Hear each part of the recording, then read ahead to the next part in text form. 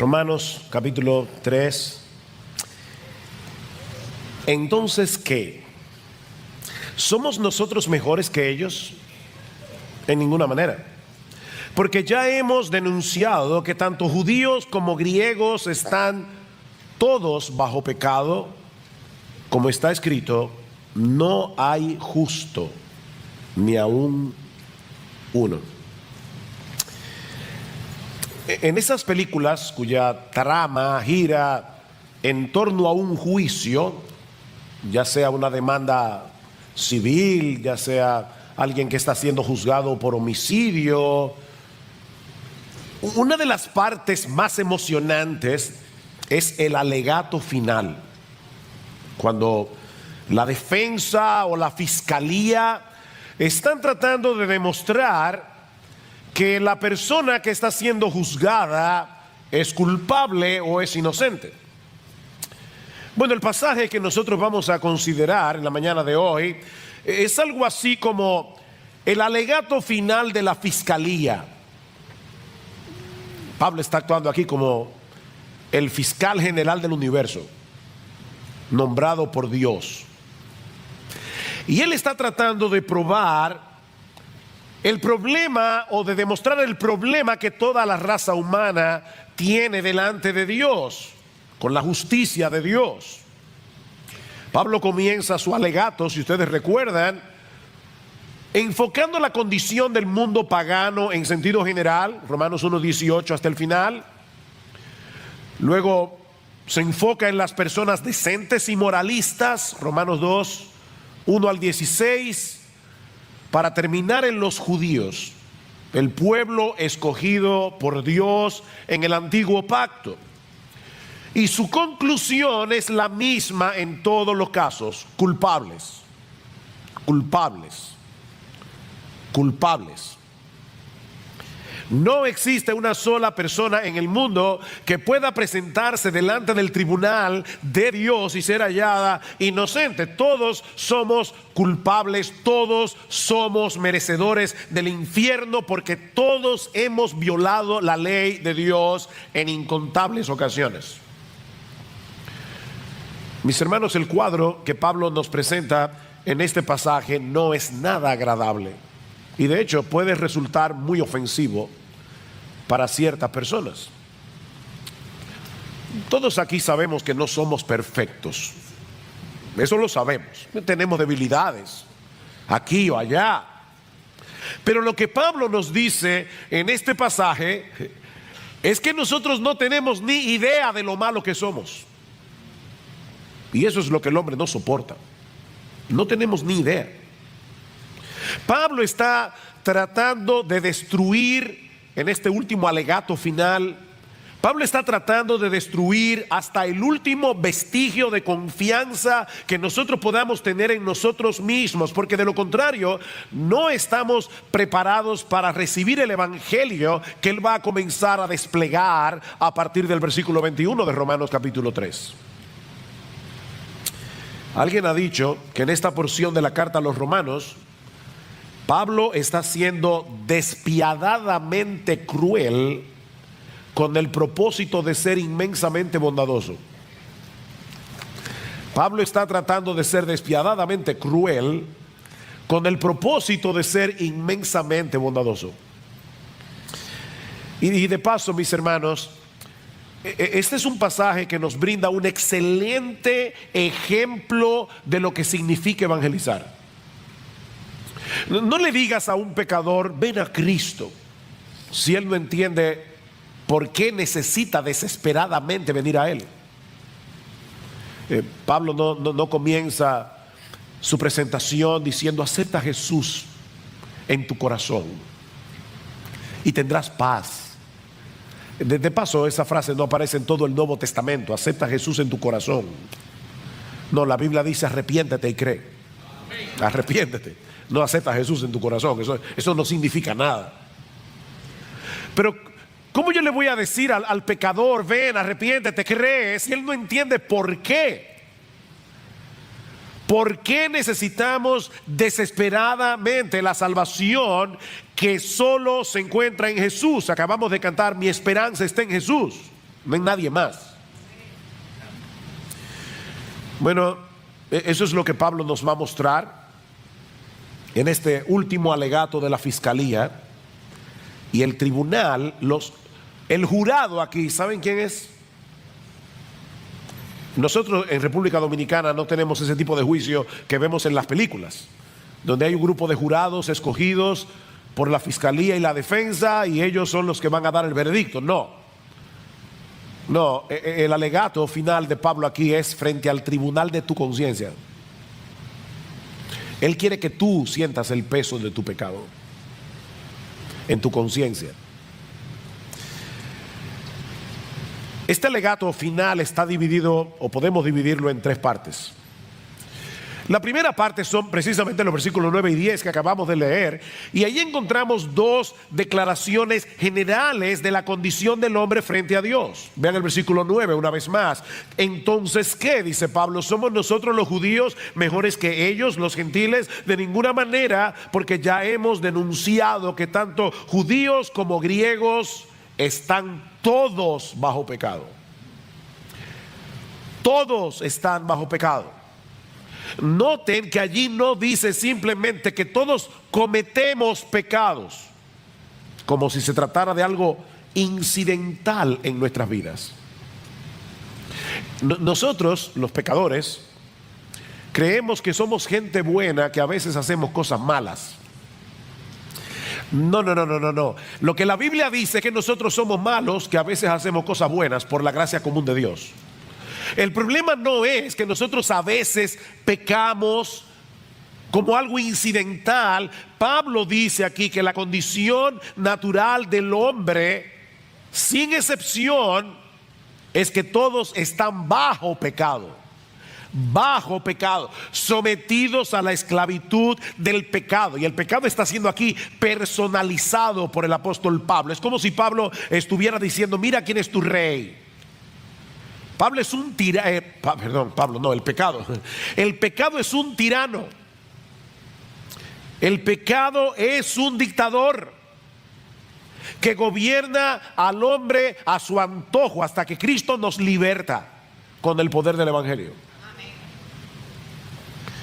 Por supuesto, tú le dices eso a un incrédulo y él jamás podrá verse a sí mismo de esa manera. Y la razón es que el pecado actúa a través de nuestra voluntad. O sea, cada vez que tú haces algo, estás haciendo lo que tú quieres hacer. Y como tú estás haciendo lo que tú quieres hacer, eso te da la sensación de que eres una persona libre. Estás haciendo lo que quieres hacer. Pero la realidad es que estamos tan infectados por el pecado que todo lo que hacemos en nuestro estado natural está regido por algún principio pecaminoso.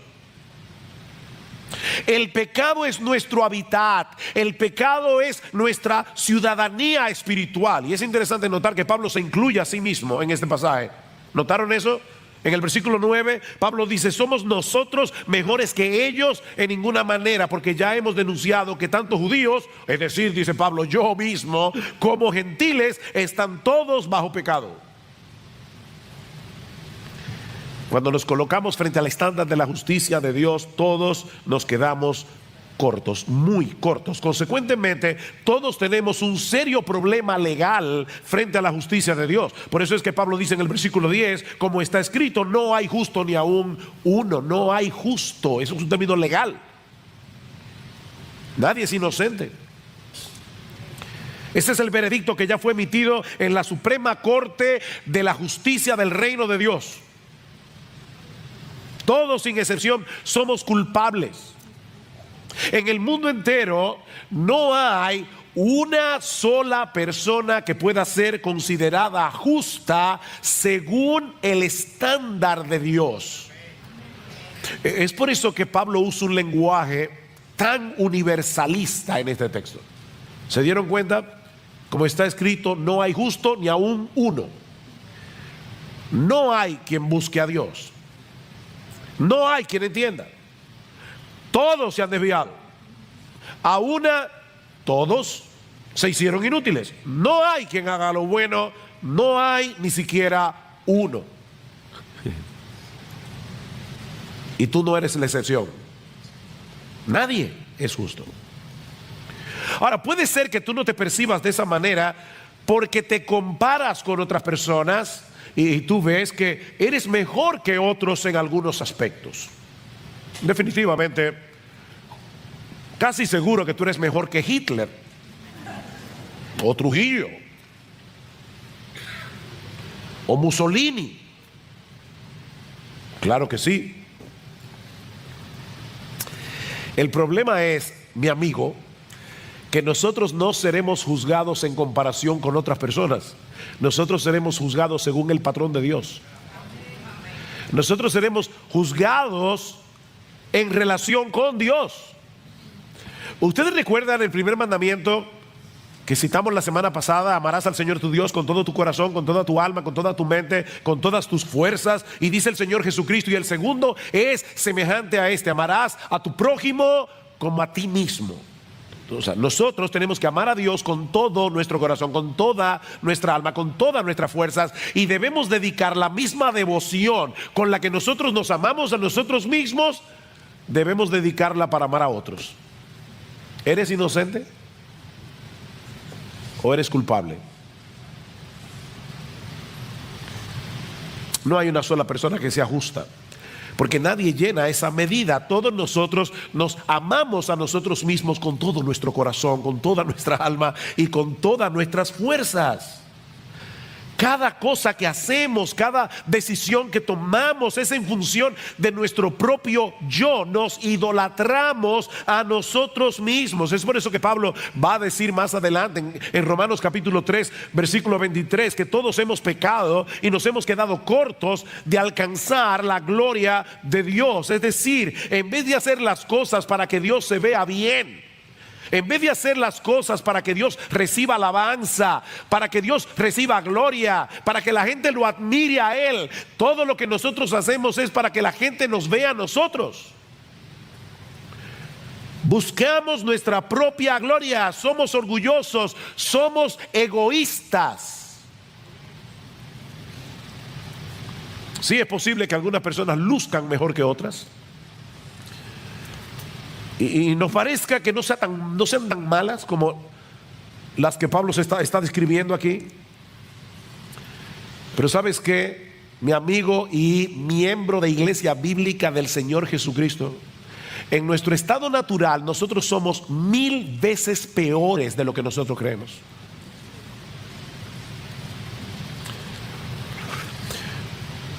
Leí en estos días un ejemplo que creo que puede ilustrar esto. Imagínate que hay 3 nadadores que quieren llegar de Hawái a Japón nadando. Solo son 6,200 kilómetros. El primer nadador no sabe nadar. Se tira al agua y a los 5 minutos se hunde y se ahoga. El segundo nadador es un poco más experto, así que se puede nadar en mar abierto 60 metros, pero ¿qué va? Se hunde y se ahoga. El nadador profesional se ha preparado para el asunto, lleva ya 50 kilómetros nadando, a los 60 ya está bien agotado, a los 70 kilómetros se hunde y se ahoga. La pregunta es, ¿hay alguno de los 3 que esté más ahogado que los otros?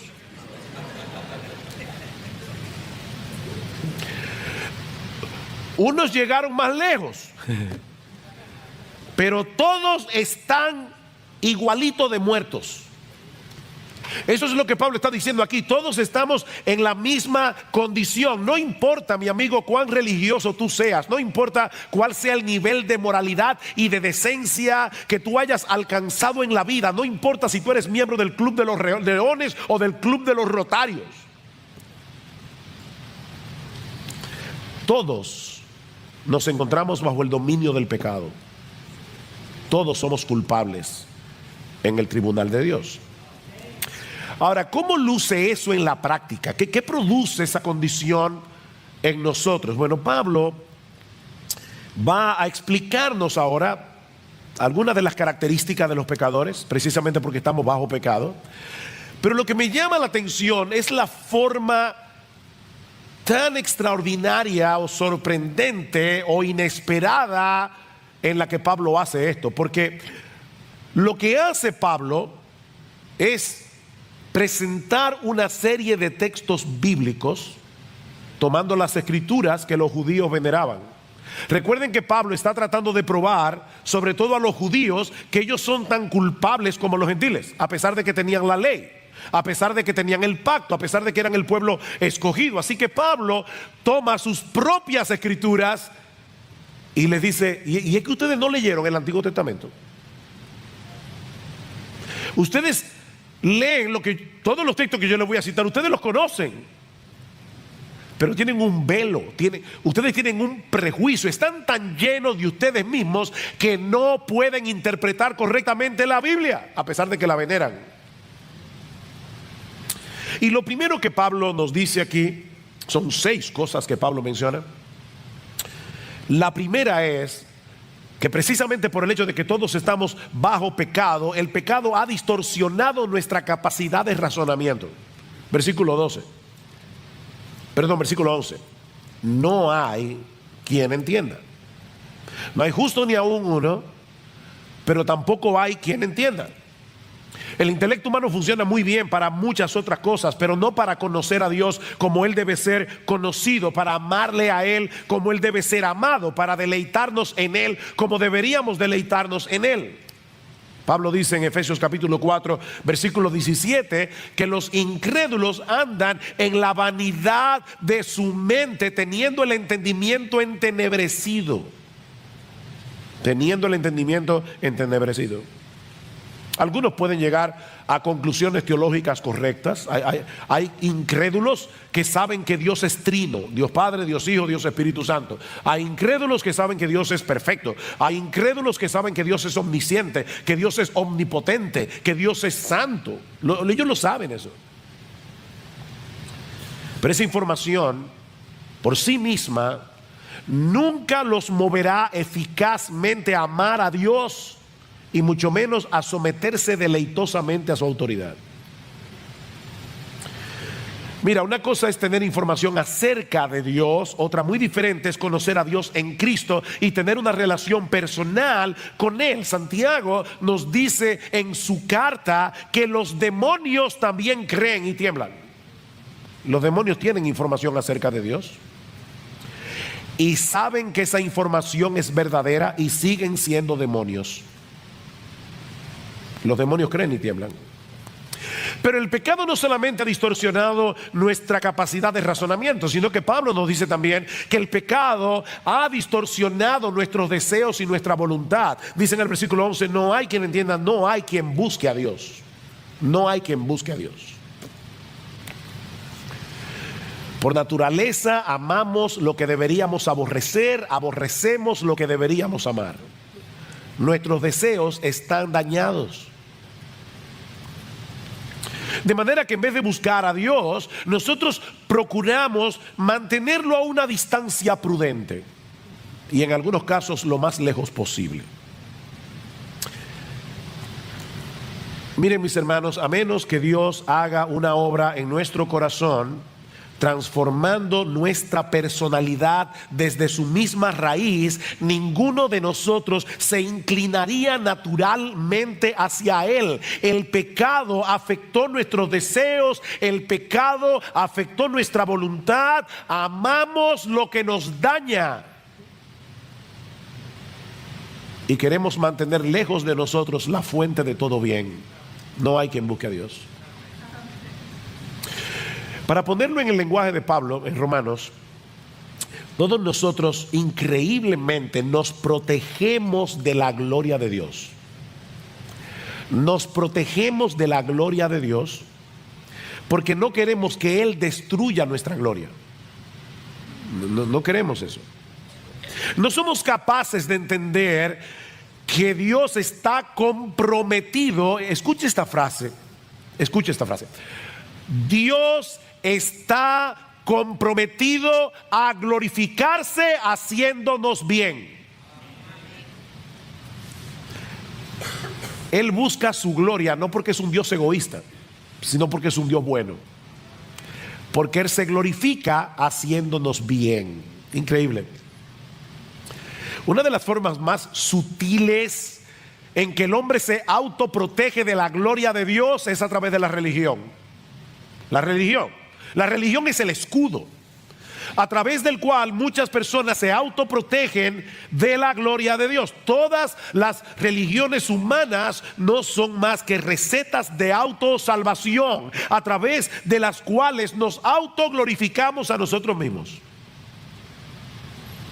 Todas las religiones te dicen ¿qué tú tienes que hacer para ganar el favor de Dios? Y al final de cuentas, la salvación está en las manos del hombre, no en las manos de Dios. Y es lamentable, hermano, porque muchas iglesias evangélicas tienen una teología defectuosa que los lleva a pensar que todavía hay algo en el hombre que lo puede mover a buscar a Dios, de tal manera que la decisión final no está en las manos de Dios, sino en las manos del hombre.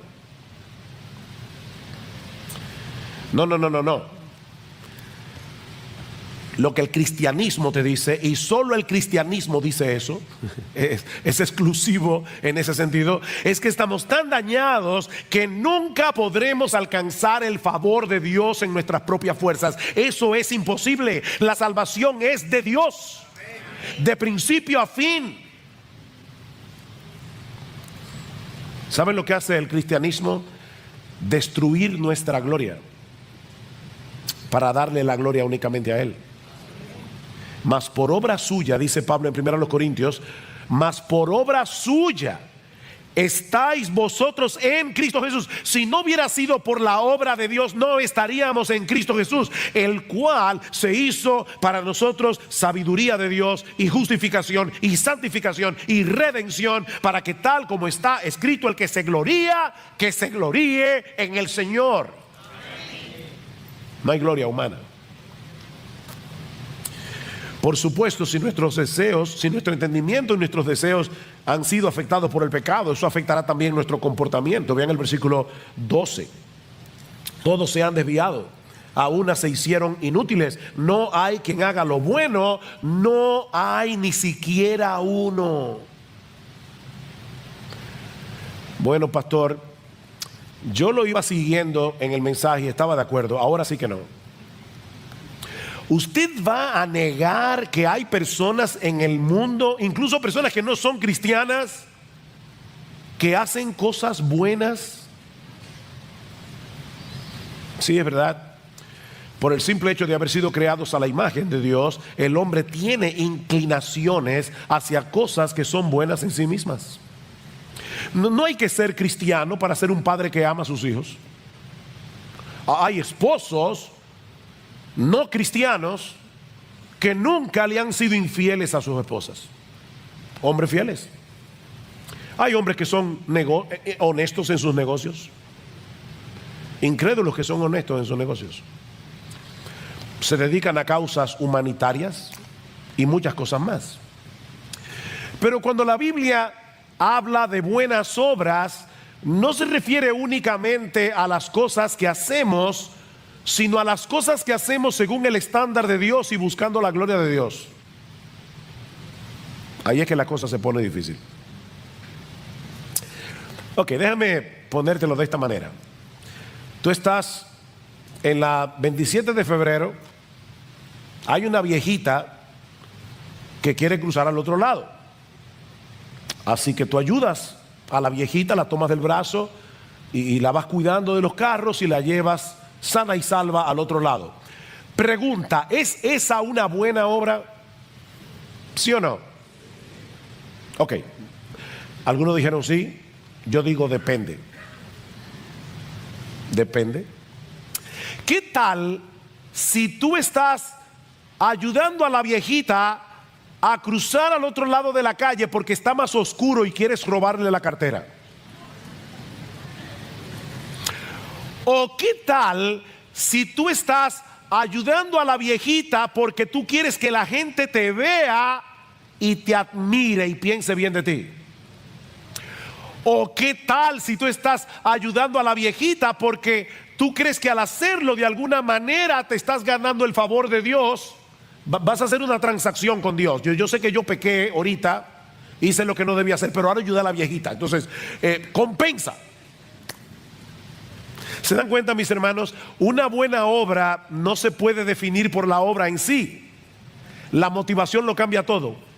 La motivación lo cambia todo. Si tú no hiciste lo que hiciste para la gloria de Dios, ya no es una buena obra. Dice el Señor en Mateo capítulo 5, versículo 16: así alumbre vuestra luz delante de los hombres, para que vean vuestras buenas obras y glorifiquen a vuestro Padre que está en los cielos.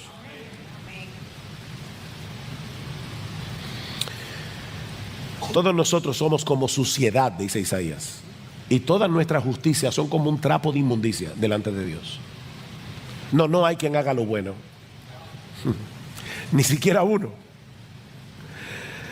El pecado ha dañado nuestra capacidad de razonamiento. El pecado ha dañado nuestros deseos y nuestra voluntad. El pecado ha dañado nuestro comportamiento. Y por supuesto, el pecado también ha dañado nuestro hablar.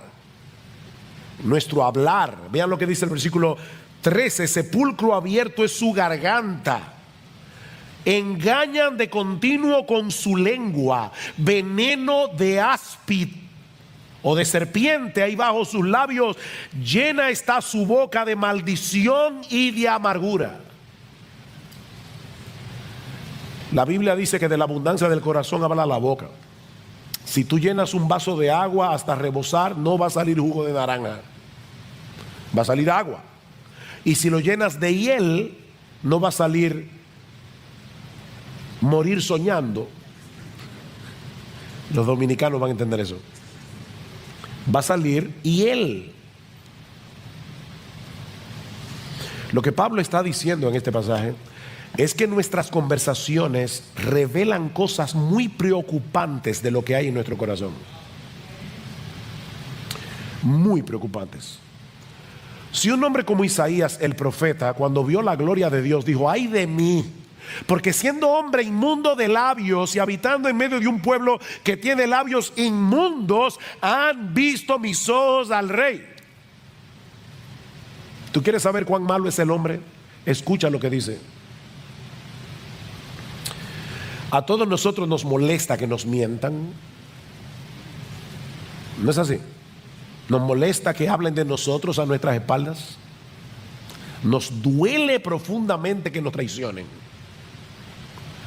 Sin embargo, la mentira es sumamente común, el chisme es sumamente común. El mundo es un lugar peligroso en el cual vivir, porque el ser humano es chismoso y engañador, es cruel con su boca. En el momento en que tú menos te lo esperas, te enteras de que alguien en quien tú confiabas ha estado hablando mal de ti. Y eso sí duele. A ti no, a mí sí. Eso duele.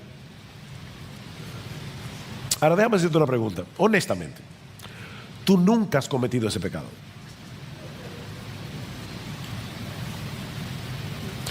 Yo no lo voy a hacer, pero me encantaría decir: levanta tu mano. ¿Tú nunca has hablado mal de nadie a su espalda? Nunca. No. Bueno, por lo menos, si tú crees que no, estás cometiendo el otro pecado. Eres un mentiroso.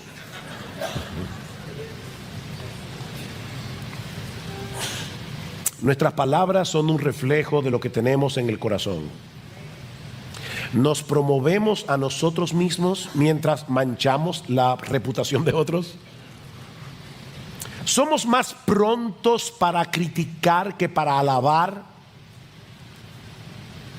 ¿Destilamos amargura y descontento? ¿Justificamos lo injustificable? Alguien decía que nosotros usamos nuestras lenguas para mentir y proteger nuestros propios intereses, al mismo tiempo que dañamos los intereses de los demás. Y eso nos lleva de la mano a la siguiente característica que Pablo menciona, y es que el pecado, por supuesto, ha dañado nuestras relaciones interpersonales.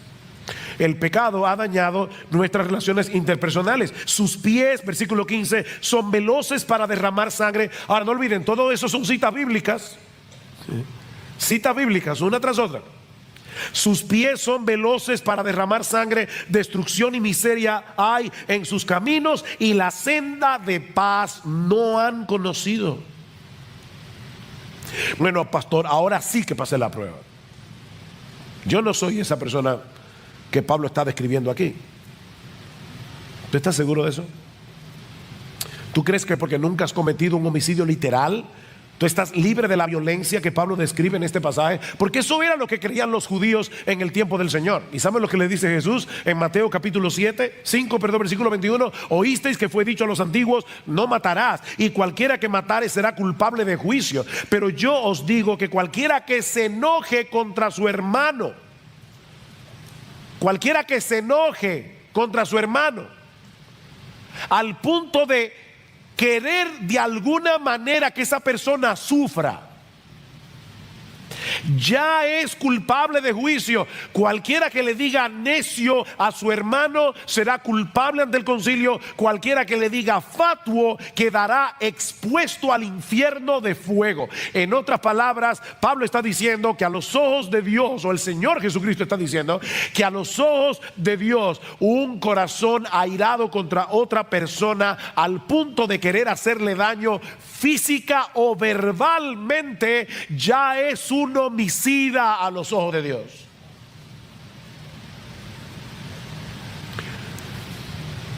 Puede que no le pongas un dedo encima, pero tan pronto comenzamos a usar expresiones hirientes, irónicas, denigrantes, para descargar nuestra ira, para descargar nuestro enojo, ya somos culpables de homicidio, dice Jesús.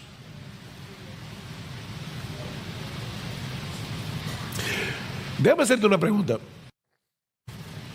¿Cómo tú reaccionas cuando alguien se interpone entre tú y tus deseos? O déjame hacerte la pregunta de una manera bíblica. ¿Cómo tú reaccionas cuando alguien bloquea tu acceso a tus ídolos? Al ídolo de tu comodidad, al ídolo de tu control, al ídolo de tus placeres. ¿Cómo tú reaccionas? Padres, el hecho de tener este entendimiento de la naturaleza humana será de vital importancia para la crianza de nuestros hijos. De vital importancia, a menos que veamos a nuestros hijos a la luz de lo que Pablo nos está diciendo en este pasaje, no vamos a entender muchas de sus reacciones. Cuando los estorbamos, no vamos a entender por qué nuestros hijos, lo mismo que nosotros, necesitamos desesperadamente el evangelio. Y de paso, eso también nos ayuda a entender por qué el proceso de santificación es tan difícil. Porque nosotros somos justificados en un instante cuando creemos en Jesús. Su justicia perfecta es puesta en nuestra cuenta, pero ahora tenemos que lidiar con nuestros hábitos pecaminosos que adquirimos en nuestra antigua vida. Nuestros pies quieren seguir corriendo hacia el mal, nuestra boca quiere seguir hablando lo que no debe hablar, nuestro corazón sigue inclinado por el pecado que mora en nosotros, al mal. Ahora, la parte más crítica de este diagnóstico es el hecho de que el pecado ha dañado nuestra relación con Dios. Versículo 18. No hay temor de Dios delante de sus ojos. No hay temor de Dios delante de sus ojos. Toda nuestra vida está al garete, es un barco sin timón hasta que aprendemos quién es Dios y comenzamos a vivir en consecuencia. La Biblia dice en Proverbios capítulo 1 versículo 7 que el principio de la sabiduría, el ABC de la sabiduría es el temor al Señor. El temor al Señor. Y una de las mejores definiciones que nosotros tenemos en la Biblia de lo que es ese temor, la encontramos en el Salmo 16, versículo 8. Al Señor he puesto siempre delante de mí. Al Señor he puesto siempre delante de mí, porque está a mi diestra, permaneceré firme. ¿Qué es el temor del Señor? Es vivir con la conciencia de que toda tu vida está siendo vivida frente a la cara de Dios. Salmo 139. ¿A dónde me iré de tu espíritu? ¿A dónde huiré de tu faz? Dice el texto hebreo. No importa dónde te vayas, estás en la presencia de Dios. Pero nosotros no estamos conscientes de la presencia de Dios y por eso no tenemos temor de Dios. Otro texto sorprendente para describir de qué se trata el temor piadoso hacia Dios, porque un pecador puede tenerle terror al castigo de Dios, y es correcto que le tengas temor, pero no es de ese temor que Pablo está hablando aquí. Un texto sorprendente para entender lo que es el temor a Dios es el Salmo 130, versículos 3 y 4. Dice el salmista: Señor, si tú tuvieras en cuenta las iniquidades, ¿quién podría permanecer en pie? Pero en ti hay perdón para que seas temido. Espérate. Si yo leyera en ti hay castigo para que seas temido, yo podría entenderlo. Pero el salmista está diciendo: en ti hay perdón. Y es precisamente ese perdón, la conciencia de que tú eres un Dios perdonador, lo que produce temor en mi corazón. ¿De qué temor es que está hablando el salmista? Es una mezcla de asombro, gratitud, reverencia ante la persona de Dios, porque siendo un Dios tan santo, Él está dispuesto a perdonarnos. ¿Cómo deberíamos vivir con la conciencia de que estamos frente a un Dios así? Pero el incrédulo ha decidido vivir de espaldas a Dios, como si lo que él pensara de las cosas no tuviera la menor importancia, como si nunca nosotros fuéramos a presentarnos, a comparecer delante de su tribunal para dar cuenta de nuestra vida. Miren, si nosotros tuviéramos que resumir en una sola frase por qué el mundo está como está, el versículo 18 del capítulo 3 lo resume perfectamente: no hay temor de Dios delante de sus ojos. Esa es la condición humana.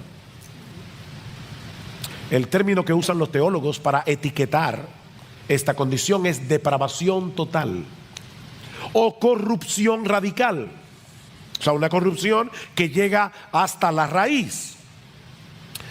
Lo que esta expresión significa, depravación total, corrupción radical, no es que todos los hombres sean todo lo malo que pudieran llegar a ser, o que todos los seres humanos sean completamente incapaces de hacer alguna cosa que sea relativamente buena. No. Lo que esto significa es que todas las facultades del hombre han sido dañadas por el pecado. Nuestra mente ha sido dañada por el pecado, nuestra voluntad ha sido dañada por el pecado, nuestras emociones han sido dañadas por el pecado. Estamos dañados. Recuerda, Pablo muy sabiamente no nos está dando su conclusión de lo que él ve en el hombre. Él está citando la Biblia para decirnos: eso es lo que Dios ve en el hombre. Este no es el alegato de Pablo, es el alegato de Dios. Ahora, noten cómo Pablo concluye este alegato. ¿A dónde es que Pablo quiere llegar? Versículo 19. Ahora bien, ahora habla Pablo: sabemos que cuanto dice la ley, lo dice a los que están bajo la ley, para que toda boca se calle o se cierre, como dice la Reina Valera, y todo el mundo sea hecho responsable ante Dios. El propósito de estas palabras de Pablo es dejar al hombre sin excusas. Decía Martin Lloyd Jones que nadie puede llegar a ser cristiano hasta que se calle la boca. Nadie puede llegar a ser cristiano hasta que se calle la boca, hasta que se quede sin argumentos para seguir defendiendo su supuesta autojusticia. Nadie será cristiano hasta que su boca se cierre.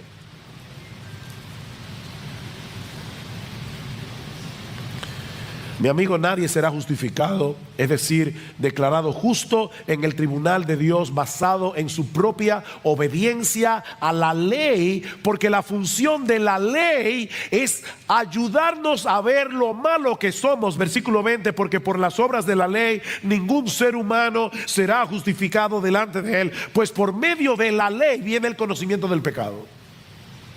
Es por medio de la ley. Como Pablo va a decir más adelante, es por medio de la ley que el pecado viene a ser sumamente pecaminoso. Tú crees que tú eres más o menos malo, pero cuando te ves delante del espejo de la ley, dice: yo soy malísimo. Malísimo. Pero es aquí precisamente donde brilla en todo su esplendor las dos palabras con las que Pablo introduce el versículo 21. Pero ahora. Aquí está toda la basura. Pero ahora. Esos benditos peros de la Biblia. Aparte de la ley, la justicia de Dios ha sido manifestada, atestiguada por la ley y los profetas. Es decir, la justicia de Dios por medio de la fe en Jesucristo para todos los que creen. La justicia de Dios por medio de la fe en Jesucristo.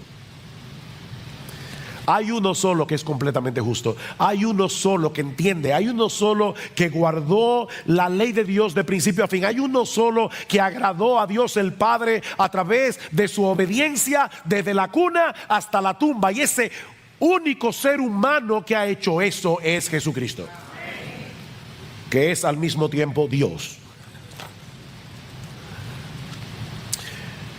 Ahora, noten algo importante, mis hermanos, y yo estoy acabando. Este pasaje que acabamos de leer no es parte de un tratado evangelístico que Pablo escribió para evangelizar a los incrédulos de Roma.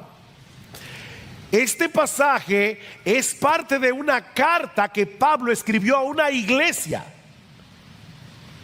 a una comunidad de creyentes. ¿No le llama la atención eso? ¿Saben qué es lo que estoy tratando de decir? Que tú y yo, cristianos, miembros de iglesia bíblica del Señor Jesucristo o de cualquier otra iglesia aquí en esta mañana, tú y yo necesitamos recordar continuamente la condición en que nos encontrábamos cuando Cristo nos rescató. Porque de lo contrario jamás vamos a poder crecer en nuestro entendimiento del amor de Dios, y eso impactará profunda y negativamente nuestra devoción a Él. ¿A dónde va a terminar Pablo? En Romanos capítulo 12: os ruego, hermanos, por las misericordias de Dios, que presentéis vuestros cuerpos en sacrificio vivo, santo, agradable a Dios, que es vuestro culto racional. Es a cristianos que Pablo le está diciendo: no olvides lo que tú eras. No olvides lo que tú eras.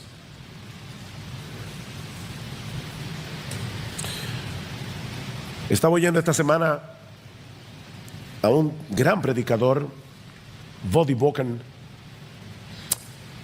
y él contaba en su predicación que en una ocasión él fue a visitar la prisión de más alta seguridad en el mundo. Se encuentra en Angola, y le dieron la oportunidad de hablar con un asesino en serie que estaba allí en la línea de la muerte, es decir, esperando su ejecución. Este hombre se pasa 23 horas del día en su celda, no lo dejan salir 23 horas, solamente sale por 1 hora en una jaula, literalmente, para que pueda ver la luz del sol, y él puede caminar solamente dentro del espacio de su jaula por 1 hora, y luego vuelve 23 horas más a su celda. Y dice Voddie Baucham: cuando yo hablé con este hombre, lo que destilaba su corazón era increíble.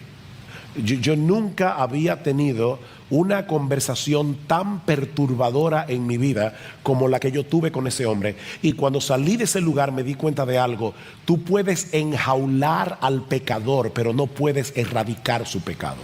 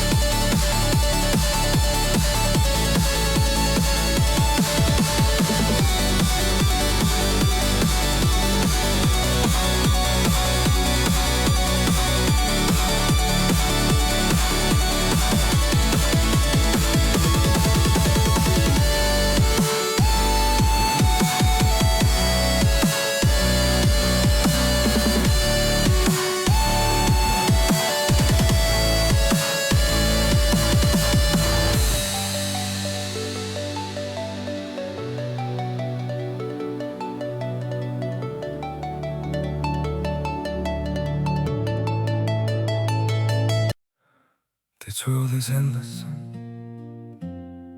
so wide, so broad, but somehow I'm still lost in you.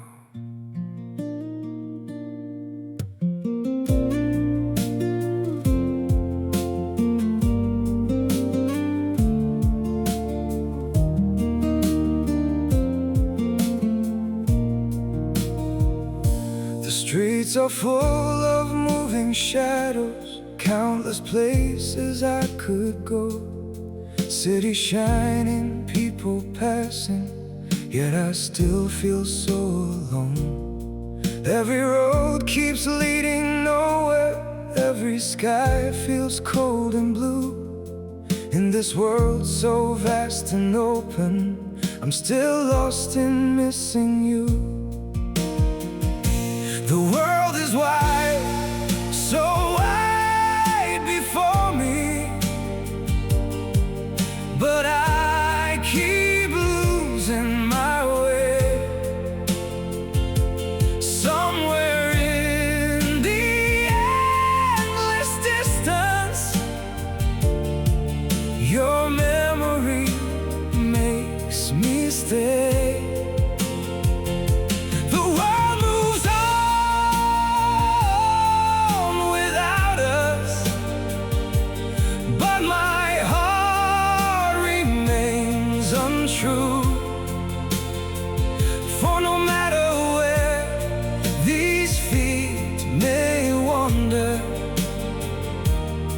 I'm still lost in missing you.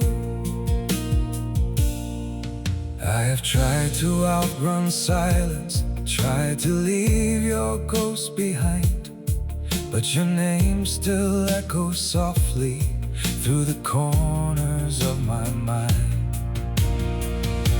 The world is wide, so wide before me,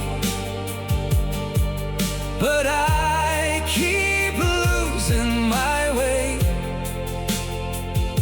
Somewhere in the endless distance, your memory makes me stay. The world moves on without us, but my heart remains untrue. For no matter where these feet may wander, I'm still lost in missing you. Maybe someday I'll stop searching for your face in every crowd, but until that day, this broken heart will keep calling your name out. The world is wide, so wide before me,